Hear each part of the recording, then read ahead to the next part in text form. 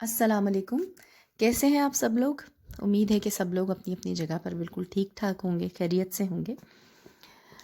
میں آج کل مسلسل میرے ذہن میں ایک بات آ رہی تھی کہ کوئی بھی جب مجھ سے ملتا ہے، آج کل کسی سے ملاقات ہوتی ہے یا جو ہم نے گروپس جوائن کیے ہوتے ہیں، سم ٹائمز فیملی گروپس ہیں یا کوئی اور پروفیشنل گروپس ہیں، ان میں ایک چیز بڑی کامن ہوتی جا رہی ہے، ایک ڈسکشن بڑی کامن ہوتی جا رہی ہے کہ لوگوں کے پاس شکایتیں بہت ہیں.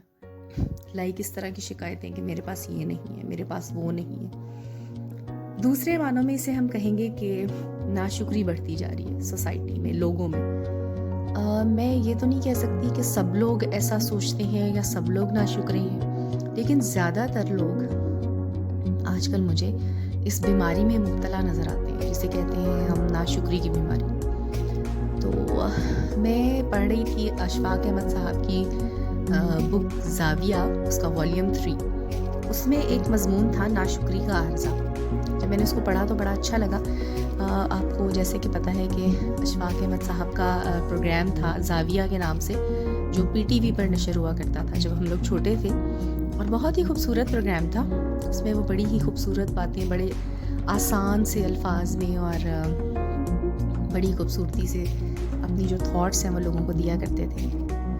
تو سم ٹائمز ہوتا ہے نا کہ آپ کی روح کو بھی کسی چیز کی ضرورت ہوتی ہے، اور مجھے لگتا ہے کہ جب آپ کی روح بھوکی ہوتی ہے تو کسی بہت اچھے مطالعے کی ضرورت ہوتی ہے، آپ کو کسی بہت اچھی کتاب کی ضرورت ہوتی ہے یا کسی بہت اچھے لیکچر کی ضرورت ہوتی ہے، کسی کی گفتگو کو سننا.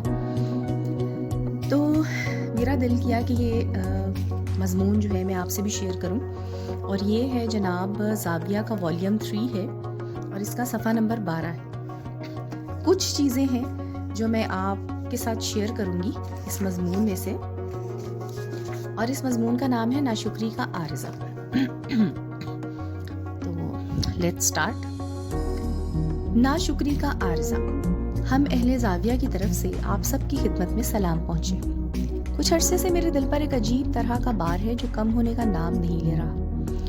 اس کے لیے میں نے بڑی تدبیریں کی، خیال کو ذہن سے جھٹکا، لیکن وہ خیال یا آپ اسے مرض کہہ لیں، ایسا ہے کہ دامن گیر ہی ہوتا چلا جا رہا ہے. میرا وہ غم اور دکھ یہ ہے کہ ہم ناشکرے کیوں ہوتے جا رہے ہیں. ہماری زندگی پر ناشکرا پن کا غلبہ کیوں ہوتا جا رہا ہے.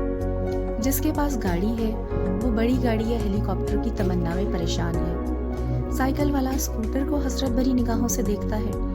غرض یہ کہ کچی سڑک پر چلنے والا پکی سڑک پر چلنے کی خواہش میں آہیں بھرتا ہے.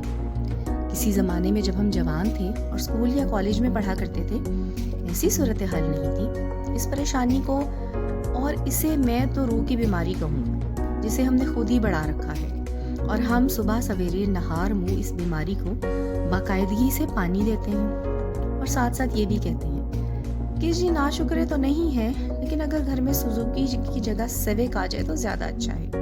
ہم کبھی یہ نہیں کہتے کہ سوزوکی آئی، یہ ہماری خوش قسمتی ٹھہری، کیونکہ ہم سائیکل اور موٹر سائیکل والوں سے تو زیادہ ٹھاٹ میں ہیں. میں یا میری عمر کے بڈھے جو کسی زمانے میں شکر گزاری سے وابستہ تھے اور خوش تھے، اب دیکھا دیکھی اس بیماری کا شکار ہو رہے ہیں. اگر دوران سفر کبھی میری گاڑی خراب ہو جائے تو منہ میں جانے کیا سے کیا کچھ کہہ جاتا ہوں، اور پھر جب خیال آتا ہے کہ کیا کہہ بیٹھا، فوراً کہتا ہوں یا اللہ، یہ تو میں ایسے ہی کہہ رہا تھا، حالانکہ میں تیرا دل سے شکر گزار بندہ ہوں. اب یہ ایسی بیماری ہے کہ جو ہماری روحوں اور وجودوں پر بری طرح سے اثر انداز ہو رہی ہے اور ہمارے آگے بڑھنے کے راستے مسدود کر رہی ہے. میرا ایک اچھا دوست ہے، وہ اچھا خاصا افسر ہے، دنیا میں دنیا کی ہر آسائش میسر ہے، پھر بھی قسمت پر نالا رہتا ہے اور کہتا ہے کہ بس اشفاق صاحب کیا کریں، آج کل کے دور میں تو زندہ رہنا ہی مشکل ہو گیا ہے، بڑے مسائل ہیں. میں ان سے پوچھتا ہوں کہ کیا مسائل ہیں، تو جواب دیتے ہیں کہ اگر آپ کو گنوانا شروع کر دوں تو ایک وقت لگ جائے، لیکن آج تک انہوں نے یہ نہیں بتایا کہ انہیں کیا مسئلہ درپیش ہے. اس کے برعکس ہمارا ایک اور دوست ہوا کرتا تھا. وہ مہنگی اور خوبصورت گاڑیوں کی تلاش میں رہتا تھا. اسے جیسے ہی کوئی مہنگی گاڑی کھڑی نظر آتی وہ اس کے قریب جاتا، ادھر ادھر دیکھ کر اسے محبت سے ہاتھ لگاتا اور کہتا کیا خوبصورت گاڑی ہے، اس پر بیٹھنے والا کتنا خوبصورت لگتا ہوگا. یہ تو اس کے سوچنے کا انداز تھا. اس ناشکرے پن سے یاد آیا، ہم ایک اور پرابلم سے بھی دوچار ہیں. آپ کی بات نہیں کرتا، مجھے ہی کہہ لیں. میں نہ گرمی سے مطمئن ہوتا ہوں، نہ سردی مجھے بھلی لگتی ہے. گرمی ہو تو ہر وقت کہا جا رہا ہوتا ہے کہ جی اس بار تو گرمی نے کڑاکے نکال دیے، پریشان کر رکھا ہے۔ سردی ہو تو کہا جاتا ہے کہ جی اتنی سخت سردی میں غریبوں کا کیا حال ہوتا ہوگا، بڑی جان لیوا ہے، اس سے تو گرمی ہی بھلی۔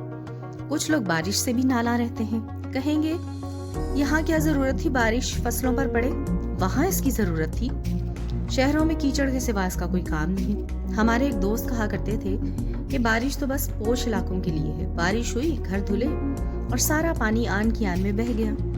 ایک بار بارش کے لیے وہی صاحب دعا مانگ رہے تھے جو بارش کے خلاف کوسنے دیا کرتے تھے۔ میں نے ان سے کہا یار آج کیا بات ہے؟ بھوکے سے آنے ہو کر کہنے لگے جب بارش اچھی نہیں لگتی تو کہتا ہوں نہیں ہونی چاہیے، آج اچھی لگ رہی ہے تو اس کے لیے دعا مانگ رہا ہوں۔ خواتین و حضرات، یہ ساری ناشکری کی باتیں ہیں۔ میں اپنے اس گاؤں میں جہاں میں نے بچپن گزارا تھا وہاں کی ایک بات میرے ذہن میں آ رہی ہے، وہ بھی شاید ناشکری کے ہی زمرے میں آتی ہے، لیکن جب میں بچہ تھا تب محفوظ ہوا کرتا تھا۔ ہمارے گاؤں میں ایک کراڑ ہوا ہوتا تھا۔ یہ کراڑ ایک ذات ہے، اس کے پاس ایک بھینس تھی اور بھینس کا چھوٹا سا ننھا بچہ۔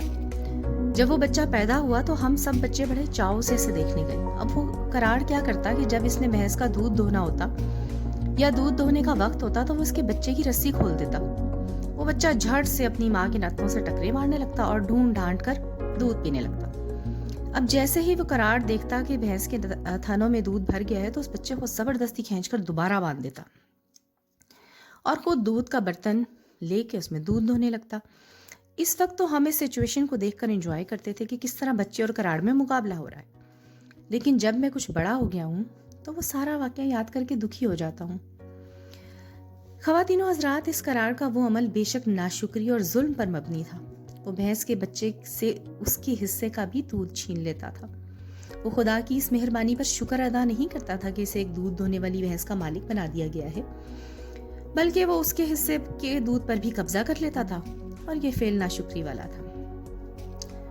اب اگر دیکھا جائے تو جو قومیں تباہ و برباد ہوئیں وہ متکبر تھیں، اپنی اچھائیوں پر بھی اتراتی تھیں اور برائیوں پر بھی غرور کرتی تھیں، خدا کی نعمتوں کو اپنی محنت کا صلہ قرار دیتی تھیں۔ اب یہ بات کرنے کا مقصد آپ لوگوں کو ڈرانا نہیں بلکہ اپنے آپ کو تنبیہ کرنا ہے۔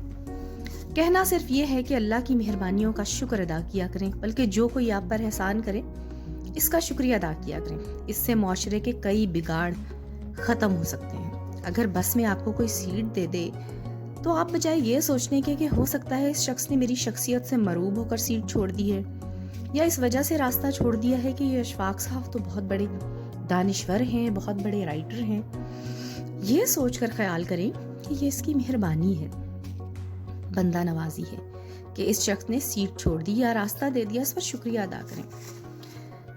اچھا ناظرین، لسنرز، کچھ پیراگرافس میں نے آپ کو اس میں سے پڑھ کر سنائے، بڑی ہی خوبصورت، جو اشفاق احمد صاحب کی تھاٹس تھیں۔ میں پرسنلی یہ سوچ رہی تھی کہ جیسے اشفاق صاحب نے کہا کہ میں اپنی بات کرتا ہوں تو میں بھی اپنی بات کرتی ہوں کہ سم ٹائمز جواب نہ دینا یا جھگڑوں کو چھوڑ دینا یا راستوں سے ہٹ جانا، اس کا قطعاً یہ مطلب نہیں ہوتا کہ آپ بزدل ہیں، آپ ڈرپوک ہیں یا آپ کم ہمت ہیں۔ بات صرف اتنی سی ہوتی ہے کہ آپ کو ریلیشن جو ہے وہ اپنی انا سے زیادہ عزیز ہوتے ہیں، ورنہ اگر کرنے کی بات ہے تو پتہ نہیں انسان کیا کیا کچھ کر سکتا ہے۔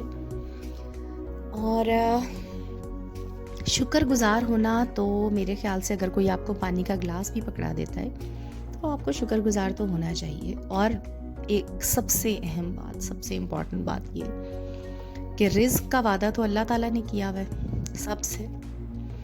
ہم کسی کے پاس کوئی چیز دیکھ کر یا اس سے حسد میں مبتلا ہو کر یا اس سے اس نعمت کے چھن جانے کی خواہش کر کے کچھ بھی نہیں کرتے، صرف اپنے آپ کو ڈی ویلیو کرتے ہیں اور اپنے آپ کو بے سکون کرتے ہیں۔